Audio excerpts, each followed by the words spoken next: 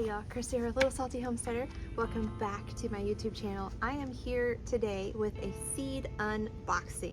This order is for cold and cool season annual flowers. I have been promising myself for a couple of years that I was going to attempt to incorporate some color into my fall and winter and early spring gardens because those can be kind of, you know, while I am growing quite a bit of food during that time period, it's mostly just kind of green. So I thought it would be good to get some flowers so that in the front flower bed, this flower bed here, and then of course throughout the raised beds where I am growing the food, there will be some nice pretty little blooms. And hopefully on nice weather days, if bees and other pollinators are out, then they're able to find a food source from those cool season annuals. So I placed an order from Baker Creek and it arrived in this beautiful envelope here advertising some type of morning glory that I'll never purchase, but is beautiful to look at. And I ordered them Friday. Today's Thursday, so they arrived today. So I thought that I would sit down with you guys and talk through what I ordered and what I plan on doing with these beautiful flowers. So cool season annuals, these are going to be things that you plant whenever the temperatures are cooler outside. Obviously, some of them are going to be frost hardy, whether that's light frost or even more frost tolerant. And they're also going to be either late fall blooming, winter blooming, or early spring blooming. The idea is to, again, incorporate color, incorporate beauty, possibly also become a food source on those nice weather days whenever things are out buzzing around and looking for something to eat. So the first variety of flowers that I definitely wanted to incorporate is going to be violas, and I got several varieties. Now these are a little bit tricky to germinate. I've watched a few videos on it now. There's a gardener that has a YouTube channel that lives like 15 minutes from me who grows them every year. And so I watched all of her videos on starting them. Hopefully I can be successful. I will of course film that process, and if it fails, we'll learn that I am the problem, not the seeds. But the first variety of violas that I got is going to be this Arkwright Ruby. It's a very deep red color, as you can see. This is an heirloom variety that predates the 1940s. Again, ruby blooms, they're about 1 inch in diameter with the gilded gold eyes and then the gilded edges there. These will perennialize in zones 5 through 9. My intention is going to be to grow them as an annual, simply because our summers are far too hot, so I don't see how these could be perennial. These reach maturity in 75 to 95 days, so I need to get these going this weekend so that I can get them transplanted out by the end of September so they can get nice, good root systems going before that first frost is expected in mid-November. These are a compact plant reaching 6 to 9 inches, which means they're perfect for planting in beds, borders, containers, and window boxes. They are frost hardy. I can remember some very cold winter temperatures in years past that had ice and sleet and yucky stuff, where different varieties of violas pulled right through and they looked really cool, kind of encased in ice. The ice melted and they still lived, so I'm kind of hoping that that's the case for these guys. These will require darkness to germinate, and they'll need 10 to 14 days of total darkness. And then after they germinate and they're ready to transplant, you will move them out into full sun or partial shade. The next variety of viola that I got is going to be this wine laeta. Yeah, however that's pronounced. That's what I got. These have wine and plum flowers with a small yellow eye. These are edible and often used as a garnish.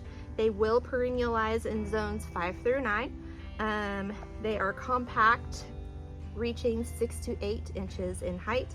They reach maturity in 70 to 90 days. Again, these are another frost hardy variety, and all of these violas will require darkness to germinate for 10 to 14 days and will be transplanted out into full sun or partial shade. The next one is going to be the antique Laeta, tiny dusty rose and lilac dime-sized blooms. So these are very, very small, dainty little flowers. These are a dwarf plant reaching 3 to 6 inches tall, making them perfect for tiny pots and fairy gardens. I don't have either of those, so I'm just going to tuck them in wherever I have small spaces and see what comes out of it. These have edible blooms that make dainty accents on baked goods. So if you make like focaccia bread, you could incorporate this onto the top of it into a nice, lovely little design. The wind is blowing my seeds away. Again, these will perennialize in zones 5 through 9. They reach maturity anywhere from 70 to 90 days. Another frost hardy viola, and requires darkness to germinate, transplant into full sun or partial shade. So the next variety of viola or pansy that I'm going to be, or that I got in this order, is going to be the Black Devil. These are as black as my heart. No, I'm just kidding. These are bold black flowers with tiny yellow eyes. They would make a dramatic garnish on desserts. They reach 6 to 9 inches tall, which means they're perfect for planting anywhere you want to add drama. They reach maturity in 70 to 85 days, perennialize in zones 6 through 9. They are frost hardy. Again, they require the darkness to germinate, and you'll transplant into full sun or partial shade. Now these I got simply because I've always wanted to grow black flowers, and I thought it would be really cool to grow them over the winter time. We'll see. And the last variety of violas that I got in the seed order is going to be the Historic Florist Mix Pansy. This is a mix of shades from plum to bronze with canary yellow centers. All of the blooms from this are edible. The plants reach 6 to 9 inches tall, so they can be planted anywhere.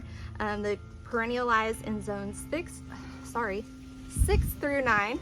They do require darkness to germinate again, and whenever you transplant them out, transplant them into full sun or partial shade, and this variety is also frost hardy. Now I couldn't find down to what temperature any of these were frost hardy to, so hopefully I don't accidentally kill them over the winter thinking that they'll be hardier than they will be. So maybe if it gets like a super cold blast, I'll protect them with frost cloth. We'll just have to see. All right, the next variety of cool season annuals that I ordered is going to be some varieties of snapdragons. Now I do have some snapdragons currently growing in my flower bed. Some of them did not flower this year. I planted them early in the spring, and I think I just planted them too late. So what I'm attempting to do is get them started in the fall, and then I'll overwinter them in the flower bed, protect them from those super cold blasts and stuff. And then hopefully as the early spring rolls around, then I'll get some snapdragon blooms happening. So I got 3 varieties. So this variety right here is Black Prince. This has beautiful dark leaves with dark crimson flowers, as you can see. It is a tender perennial, so it will require protection in freezing temps, but it will come back year after year as long as you protect it whenever it's going to be super cold out. It grows best in cool early spring conditions. Again, I am attempting to overwinter for early spring blooms, so we will see if that works out. Direct sow or transplant in full sun in moist, well-draining soil. I'm going to be transplanting. I'm going to be starting these at the same time I start the violas. They'll just have different seed starting conditions. So the reason why I got this variety, in the corner of my flower bed down at that end, there was a variety called Night and Day. And it lived there for about 3 years before it finally just fell prey to the hot summer temperatures. And it was beautiful and fluffy, and it bloomed all season long. I didn't have to protect it from frost at all. It was wonderful. The lowest maintenance plant I've ever had, other than maybe the thyme that's growing in one of my green stalks. And it died off this year. I do intend to get more of those seeds because those were dark crimson, much like this, but then they had white on the very top, hence the night and day. So I thought that if I had this plus the night and day, it would look really dramatic whenever I come out to cut those early spring cut flower bouquets. So the next variety of snapdragon that I ordered is going to be this bronze dragon here. And this has burnished bronze foliage with pink and white flowers. It reaches maturity in 100 to 120 days, so it takes its sweet little time getting where it needs to go. It reaches 12 to 16 inches tall, making it an excellent cut flower. It is container friendly though, so if you're limited on space, this might be a good variety for you. You can direct sow or transplant in full sun in moist, well-draining soil, and this is definitely a spring blooming flower. And the last variety of snapdragon that I ordered is going to be this cherry twist. And this one has tall flower spikes in cherry red and buttercream. It reaches 20 to 24 inches tall, ideal for beds, borders, containers, and a cut flower garden. The flowers are edible. It reaches maturity in 80 days. So this is the rabbit and this is the turtle. So we'll see which one crosses the finish line. Direct sow or transplant in full sun in moist, well-draining soil. Early spring blooms, plant in fall to overwinter in place. Now that's literally what it said on the Baker Creek website, so that's what I'm going to do. I'm going to hope that it does have some sort of frost tolerance, although I believe I'll probably have to protect it. And then the last variety of cool season annual that I ordered is actually calendula. Now typically I grow this in the spring. I use it as a companion plant for my tomatoes and peppers to help repel hornworms. However, I grew some in 2023, I believe, that survived the entire summer somehow into the fall and into the winter, and it actually lived until we got some ice. So that was whenever I learned, hey, you can kind of grow this in the fall as well. So I got some replacement packs for some varieties that I have been growing for a couple of years, but the seeds are really low on, so I wanted to make sure I had plenty more seeds for these because they're really beautiful whenever they are blooming. So the first variety is going to be Pink Surprise, and look at the color variation between all those flowers. Incredibly lovely. So these are apricot flowers tinged with pink. They're a self-seeding annual, so if you let the plant if you let the flower turn all the way into the seed head, those seeds will drop into the soil, and then you will have calendula come back again and again for as long as you continue to let the plant do that. It reaches maturity in 45 to 55 days, so relatively fast growing for a flower. It is frost hardy. It can take a light frost. And you can grow it in the spring and the fall here in North Texas. If you are in a northern climate, probably just the spring, because your falls get colder a lot faster than ours do here. And to grow these, you can direct sow or transplant in full sun in moist, well-draining soil.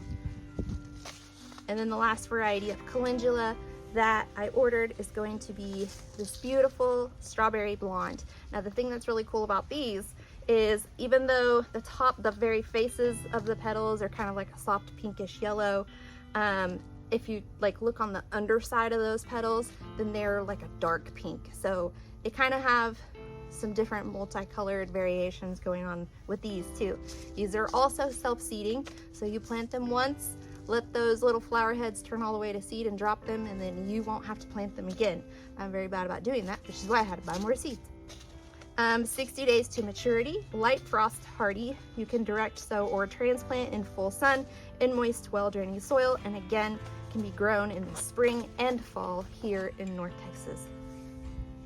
Now, one of the reasons why I like ordering from Baker Creek outside of the 75 million different varieties that they have available to choose from is the fact that you get free seeds with your order. Now, the more you order, the more free seeds you get. I think I got 12 packets, so I got 2 free seeds this time. The first one is going to be this Granny Cantrell tomato. I have never grown this. I have heard the name, so I had to look up some information about it. This is an heirloom beefsteak type tomato. It is named after Letty Cantrell. She received seeds from a World War II soldier, grew them out, saved the seeds from the biggest tomatoes each season, and then continued to grow bigger and bigger tomatoes every year. And this is what we have now from that. It is a productive indeterminate with large fruits that can reach up to 2.5 pounds. That is giant. I don't know if I'll be able to do that here in Texas because we get so hot so quickly, but I think I'm gonna try. It reaches maturity in 85 days. For these are a summer annual, so you will start your seeds 6 to 10 weeks indoors. Sorry, let me reword that sentence because it came out weird. You're gonna start your seeds indoors 6 to 10 weeks before your last frost date. So when you're talking about frost dates, the first frost date is going to be the one that occurs in the fall, and the last frost date is going to be the one that occurs in the spring. So before the last frost date, you'll transplant after the threat of frost is gone into full sun in well-draining soil. So I'm kind of excited about these. And then the other free seed packet that I got is going to be the Glory of Einkuisen. I have no idea. Cabbage. This is an heirloom from 1899 that hails all the way from Holland. These are an early producing, excellent storage variety. The cabbage heads are medium, large, and round, ranging anywhere from 6 to 10 pounds. So like a newborn baby. These are excellent for sauerkraut. They reach maturity in about 90 days.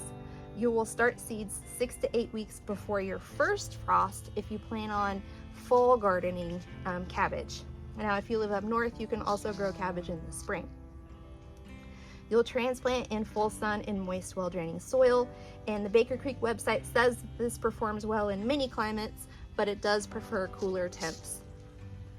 I am unsure if I'm going to try to grow this year. I've already planted a ton of cabbage, or gotten a ton of cabbage seeds started, so I'm kind of worried that I don't really have the space for this one this year, so I may hold on to it for next year. But we'll see. Maybe I'll get a wild hair and want to give it a go. We'll see. All right, but that is all of the 17,000 seeds that I ordered from Baker Creek in this order.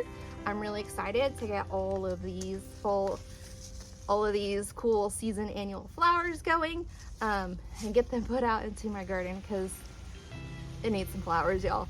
All right, but if you like today's video and you want to see if any other future unboxing videos come along, please like, subscribe, comment, do all those different YouTube-y things. Otherwise, until next time, go find a way to get those garden manicures.